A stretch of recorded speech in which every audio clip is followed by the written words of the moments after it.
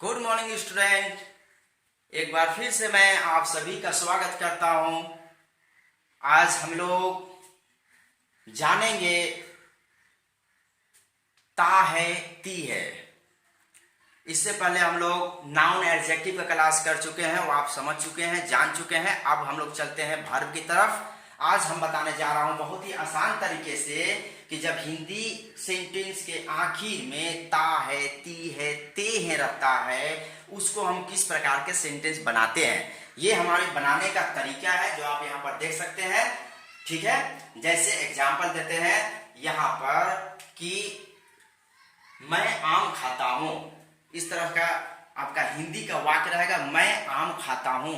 तो मैं खाता हूं लास्ट में आ गया ता हूं। ठीक है, तो इस तरह का सेंटेंस को कैसे बनाएंगे, बनाने के लिए क्या करते हैं, सबसे पहले हम सब्जेक्ट लिखते हैं। ओके, अब सब्जेक्ट हम बता चुके हैं, सब्जेक्ट क्या होते हैं, तो उसको सबसे पहले लिखिएगा यहाँ पर। ओके, यानी कि मैं आम खाता हूं, तो आम खाने वाला कौन है, कौन खाता है आम, तो मैं को सब्जेक्ट बोलेंगे। ठीक है, चलिए, तो यहाँ पर हम मैं को पहले लिखेंगे। ओके, इसके बाद लिखना है वर्ब। अब वर्ब में आप देख सकते हैं कि 1 है और 5 है। तो 1 तो कोई दिक्कत नहीं है, खाना है, ईट होता है, ये आपका 1 हुआ।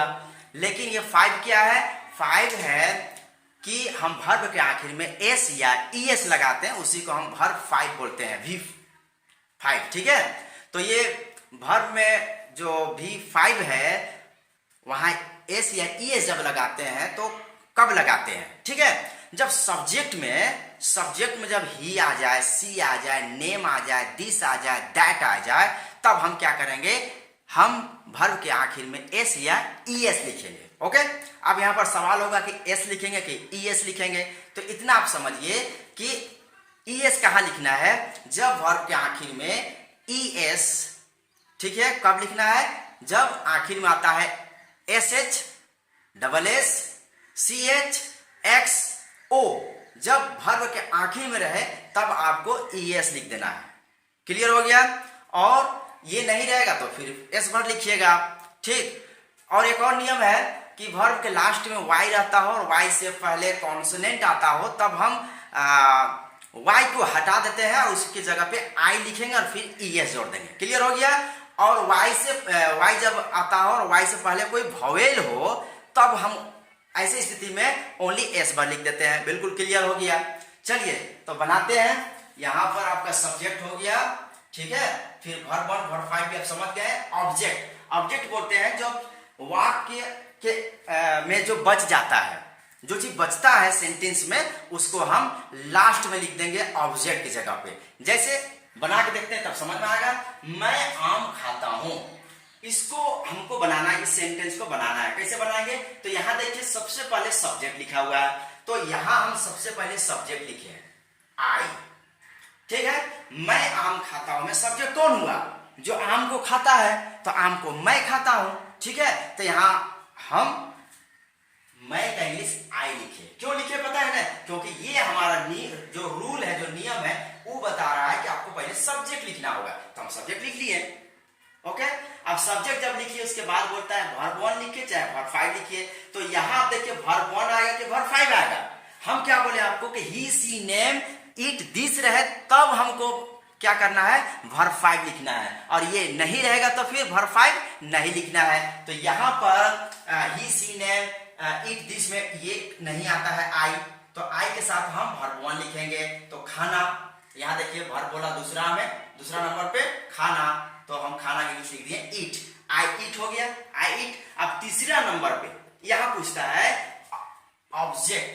ठीक है, सब्जेक्ट लिख लिए, वर्ब 1 वर्ब 5 लिख लिए, ऑब्जेक्ट, तो ऑब्जेक्ट में क्या बचा, आई ईट, मैं खाता हूं, तो क्या खाता हूं, आम खाता हूं, मैंगो खाता हूं। ओके, तो हम मैंगो यहां लिख दिए, आई ईट मैंगो, मैं आम खाता हूं।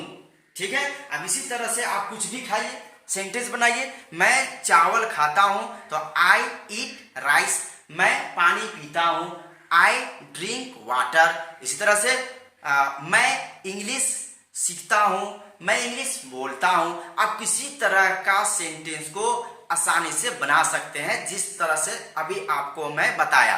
पहले आप सब्जेक्ट लिखेंगे, फिर वर्ब लिखेंगे। अब ही सी नेम आपका दिस दैट रहा है, तो आप वहां पर वर्ब 5 का इस्तेमाल करेंगे, फिर ऑब्जेक्ट में जो आएगा वो लिख दीजिए। 3 चीजें आपको लिखना है, आपका सेंटेंस बन जाएगा। ओके, फिर सेंटेंस कितने तरह के होते हैं मैं पिछला क्लास में बताया था, डिटेल में इसमें नहीं बताएंगे, पिछला क्लास में ही बता दिए थे कि सेंटेंस कितने तरह के होते हैं। फिर भी यहाँ बना के आपको बता रहे हैं कि ये जब बनाए कि मैं आम खाता हूं, इसके बाद एक सेंटेंस है कि मैं आम नहीं खाता हूं। जी हाँ, आपको याद होगा नेगेटिव सेंटेंस है ये, मैं आम नहीं खाता हूं। इसको कैसे बनाएंगे, यहाँ देखिए मैं आम नहीं खाता हूं। तो इसको बनाने के लिए यहाँ देखिए, यहाँ बोला पहले सब्जेक्ट, यहाँ पहले हम सब्जेक्ट लिखे, फिर इसके बाद डू डज आया, डू डज। अब दो में से एक ही लिखना है आपको, तो किसको लिखिएगा, डू की डज को। तो बहुत ही सिंपल तरीका है कि डज हम ही सी नेम दिस दैट या सिंगुलर के साथ में लगाते हैं, सिंगुलर जो एक वर्ड। ओके, तो डज कहां लगाना है, ही जब सब्जेक्ट की जगह पे आ जाए, सी आ जाए, कोई नेम आ जाए, दिस आए, ठीक है, या सिंगुलर आ जाए, तो उसके साथ हम क्या करते हैं, डज लिखते हैं। ओके, और ये नहीं रहेगा, मतलब he C name this that singular नहीं रहता है, तब आपको डू लिखना है। फिलहाल यहाँ पर आपको डू लिखना है क्योंकि यहाँ आई है, तो आई लिखे। दूसरा हम बोलता है डू डज, तो डू लिखे। डू के बाद चलते हैं आगे, चलते हैं नोट लिखा हुआ है, ठीक है, मतलब नंबर दे दीजिए, पहले 1 नंबर करना है, फिर ये दूसरा नंबर करना है, फिर तीसरा नंबर में नोट लिखना है, फिर चौथा में वर्ब लिखना है, और फिर पांचवा में ऑब्जेक्ट जो बच जाएगा उसको लिखना है। तो पहला नंबर हम लिख लिए यहाँ पर आपका आई, इसके बाद दूसरा नंबर में लिखना क्या है, दूसरा नंबर में डू लिख लिए, तीसरा नंबर में नोट भी लिख लिए, और चौथा नंबर में वर्ब क्या है, खाना, ये भी लिख लिए, और पांचवा नंबर में क्या हुआ, ऑब्जेक्ट जो बच गया वो लिख देते हैं मैंगो। तो मतलब हुआ मैं आम नहीं खाता हूं, बना I do not eat mango, I do not eat mango. आप कोई चीज नहीं खाते हैं उसको बताने के लिए आप बना सकते हैं, कहने मतलब आप कोई भी, मैं स्कूल नहीं जाता हूं, ठीक है, मैं इंग्लिश नहीं जानता हूं, ठीक है, मैं इंग्लिश नहीं बोलता हूं। इस तरह से जब हम नेगेटिव सेंटेंस बनाते हैं तो इसी तरह से बनेगा उसमें, ठीक है। पहले आप सब्जेक्ट लगाएंगे, फिर डू डज लगाएंगे, और सब्जेक्ट के अनुसार डू डज का आप चयन कीजिएगा। इसके बाद फिर आपका नोट है, और फिर आप वर्ब, जो वर्ब है वो लगाएंगे, फिर ऑब्जेक्ट लगा देंगे, ठीक है।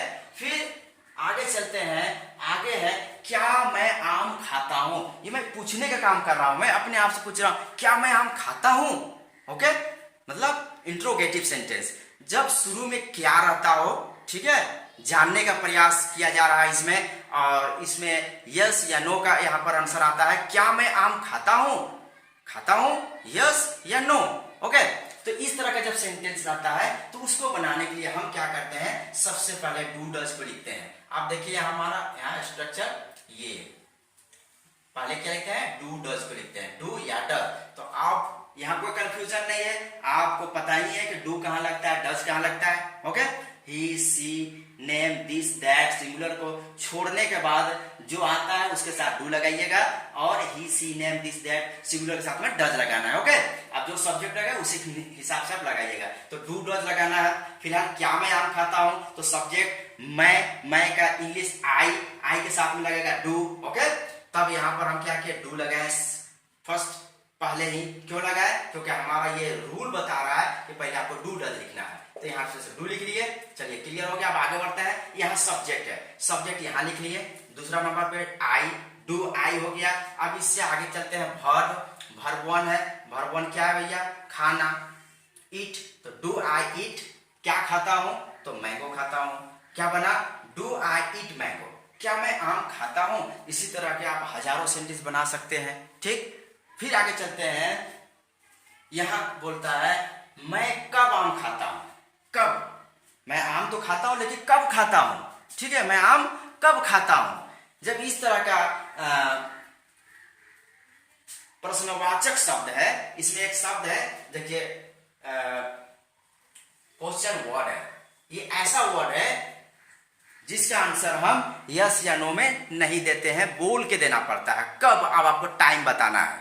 अब इससे पहले था कि क्या तुम जानते हो, क्या तुम स्कूल जाते हो, तो इस तरह जब हम पूछते हैं क्या तुम स्कूल जाते हो, तब हम बोलेंगे यस, यस बोलेंगे, समझ जाएगा अगला कि भैया स्कूल जाता है। नो तो समझ जाएगा नहीं जाता है, ठीक है। तो यस या नो उसका हम आंसर दे दिए इंट्रोगेटिव का, लेकिन इसमें क्वेश्चन वर्ड लगा हुआ है कि मैं कब आम खाता हूं, बोल के आपको जवाब देना पड़ेगा। तो वही चीज यहां पर है, यहाँ पर क्वेश्चन वर्ड सबसे पहले लगाना है आपको, ठीक है। आपको कहां पर क्या लिखना है, रूल पे है लिखा हुआ, जो नियम यहाँ पर है उस पे लिखा हुआ है। यहाँ बोलता है पहले उस वर्ड को लिखिए जो आपसे सवाल पूछ रहा है, तो वेन लिखे हम यहाँ पर, क्लियर। आपको यही काम करना है। इसके बाद फिर जाते हैं तो डू डज आ गया। आप डू डज में, डू और डज में एक लिखना है, सब्जेक्ट के अनुसार जो सब्जेक्ट आएगा उसी के हिसाब से आपको लिखना है। तो फिलहाल यहाँ आई है तो आई के साथ में डू लगेगा। देखिए हम यहाँ पर डू लिख लिए। अब इससे आगे चलते हैं, सब्जेक्ट है, सब्जेक्ट क्या है, आई, तो हम आई लिख लिए। इससे आगे चलते हैं, क्या है, वर्ब वन, देखिए वर्ब वन यहाँ लिख लिए। फिर आगे चलते हैं ऑब्जेक्ट, ऑब्जेक्ट मैंगो लिख लिए। अब बन गया when do I eat mango, when do I eat mango, मैं आम कब खाता हूं। तो इस तरह से ये यहाँ पर कंप्लीट हुआ। अभी मैं आपको बिल्कुल शॉर्ट में सिखा रहा हूं, शॉर्ट में। इसके बाद डिटेल में जाएंगे बाद में। अभी फिलहाल आप सेंटेंस बनाना सीख जाए।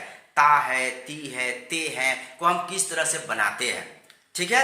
जैसे मैं फुटबॉल खेलता हूं, इस तरह का सेंटेंस हम कैसे बनाएंगे। मैं फुटबॉल खेलता हूं, तो सबसे पहले आप पहचाने खेलता हूं, ता हूं आ गया। तो हमको ये जो नियम अभी हमको आपको बताए, इसी नियम से बनाना कि मैं फुटबॉल खेलता हूं, मैं क्या करना है, सबसे पहले मैं का इंग्लिश लिखेंगे हम यहाँ पर। इसके बाद मैं क्या करता हूं, कौन से काम करता हूं, ठीक है, क्या करता हूं, तो मैं खेलता हूं, खेलने का काम करता हूं।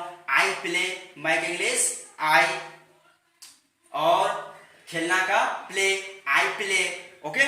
मैं खेलता हूं, क्या खेलता हूं, यहां पर आपको बोल देना है फुटबॉल खेलता हूं, क्रिकेट खेलता हूं, तो जो भी खेल आप खेलते हैं वो आप लिख दीजिएगा लास्ट में, ठीक है। तो इस तरह से बहुत ही आसान है। आप इसको क्या करें, बढ़िया से वीडियो को एक दो मर्तबा देखें और बनाएं और बोलने का प्रैक्टिस करें। तरीका क्या है कि आप सबसे पहले वीडियो को देख के समझें, फिर कॉपी उठाएं, फिर उस पर बनाना स्टार्ट किए, लिख करके बनाइए। जब लिख के बनाएं उसके बाद फिर उसको देख कर बनाएं, ठीक है। बहुत आसान है, इसमें कोई दिक्कत नहीं है। तो आप चाहते हैं कि हमारे साथ आप हमेशा बने रहे, तो लाइक करें वीडियो को और सब्सक्राइब करेंगे चैनल को, ठीक है। और ठीक है, तो इतना आप कीजिए। फिर मिलते हैं अगले दिन एक नए रोचक टॉपिक के साथ में। तब तक के लिए विदा चाहते हैं।